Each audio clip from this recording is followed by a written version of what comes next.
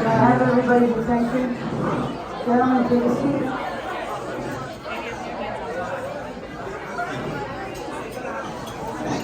This is so nice. All right.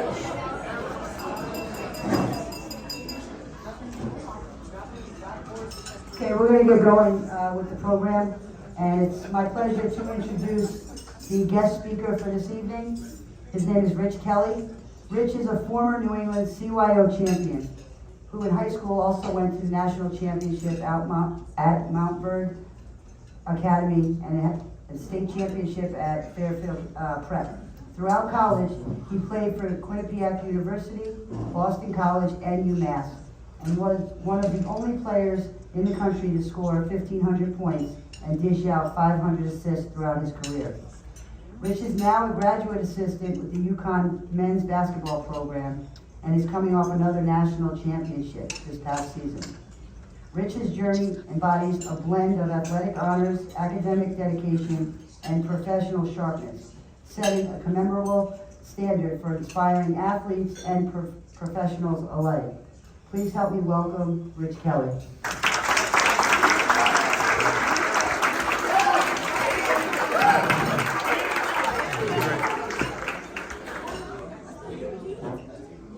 Hello everyone, thank you for having me.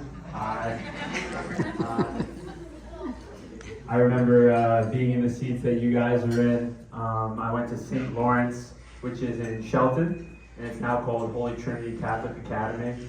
And the memories I have playing with my 8th grade team, coached by my dad right here, are some of my fondest memories as a basketball player and as a person.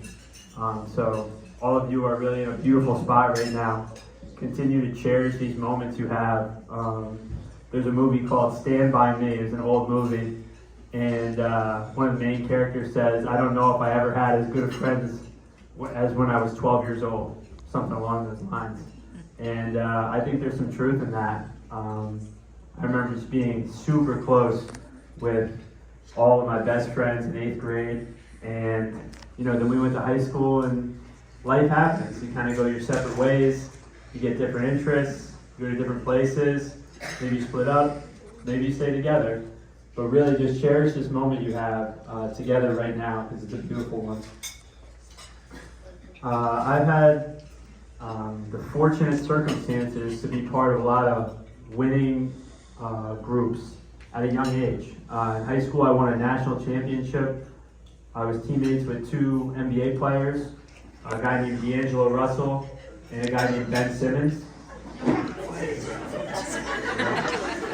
That worked. I was like the water boy, so I was like the 14th guy. My uncle was the coach, so it worked out well. But no, being around them, it showed me where the mountaintop of basketball was in the country, right? I was coming from Connecticut, from St. Lawrence, like right down the highway. I was one of the better players in the area, kicking butt around here. I thought I was the man. And then I go down and I'm guarding D'Angelo Russell, and I realized very quickly that I was not that good in the broad scheme of things, right? I'm great around here, but go play against D'Angelo, and I remember playing him one-on-one, and we would just play for fun, like every now and then in between practice.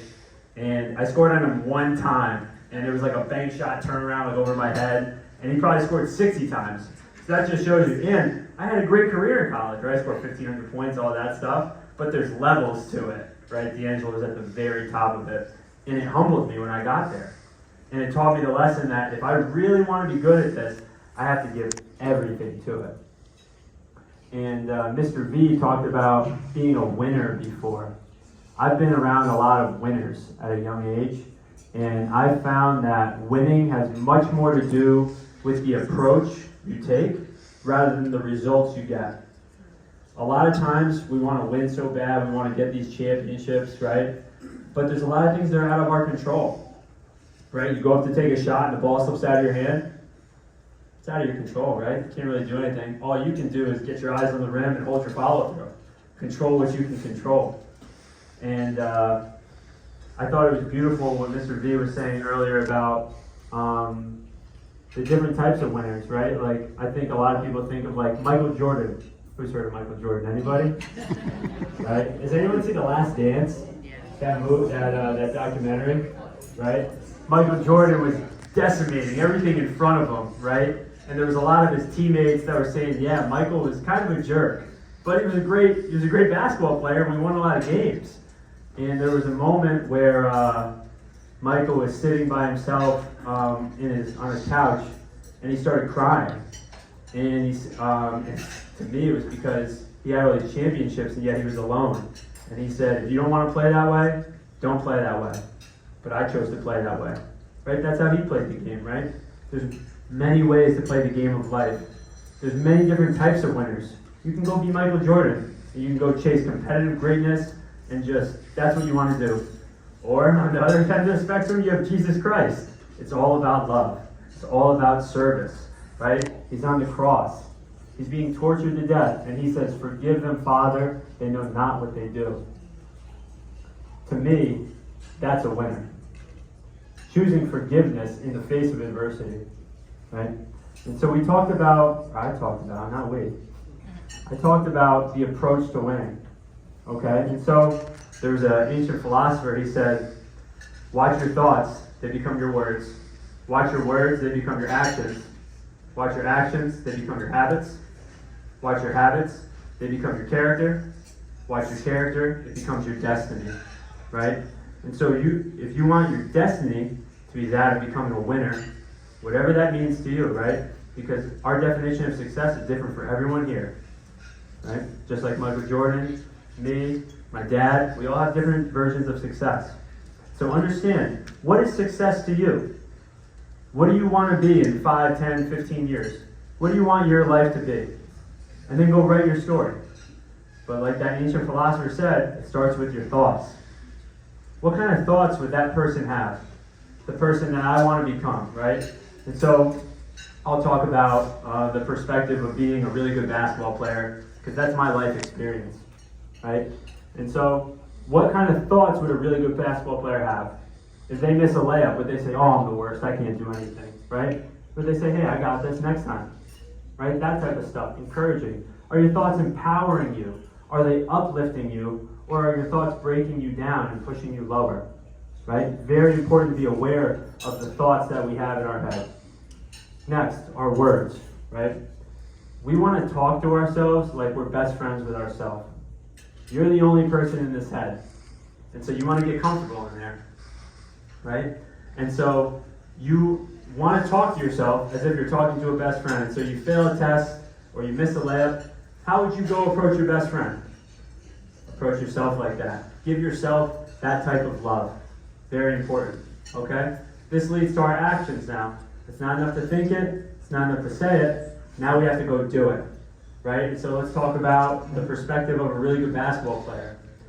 When I get to Montverde and I go play against D'Angelo Russell and he's kicking my butt every day, and I think I'm a good basketball player and I say I'm a good basketball player, but my actions aren't lining up with it. I'm getting my butt kicked. What am I going to do? What I chose to do was dial it up and work way harder than I ever had. Started waking up at 6 a.m. I started hitting the weight room a lot harder. I started watching film, right? And so now my actions are in line with my thoughts and my words, right? This is called alignment, okay? Now our actions lead to our habits.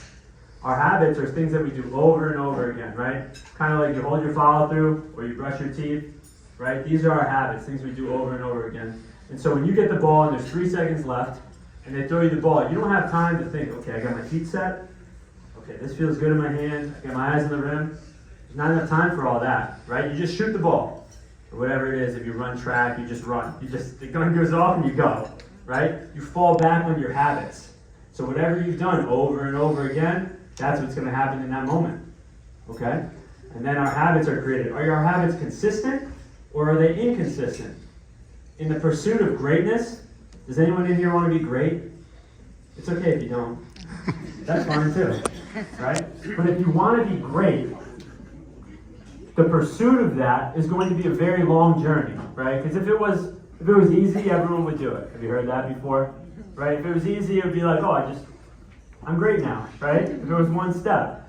It's a marathon. It's a very long journey.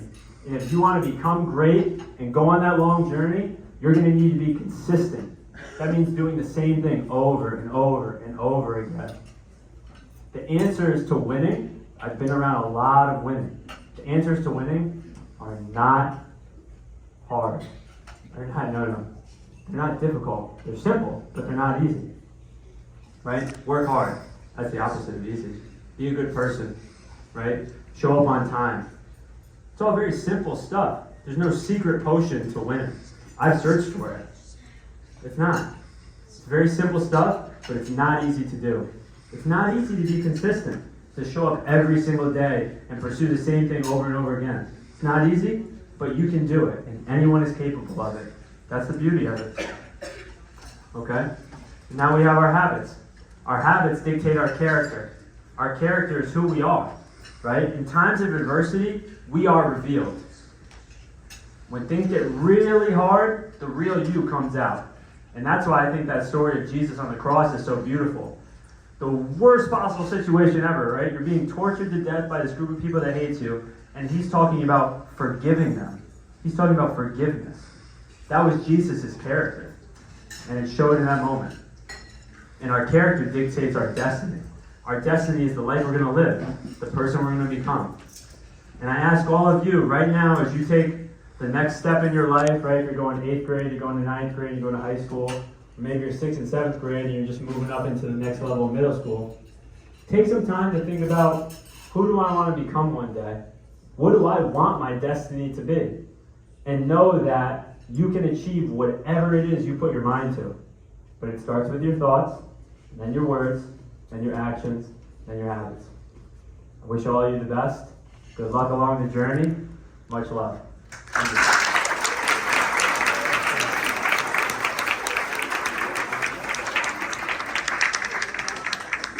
Thank you, Rich. On behalf of all Saints Catholic School, we appreciate your time and your efforts.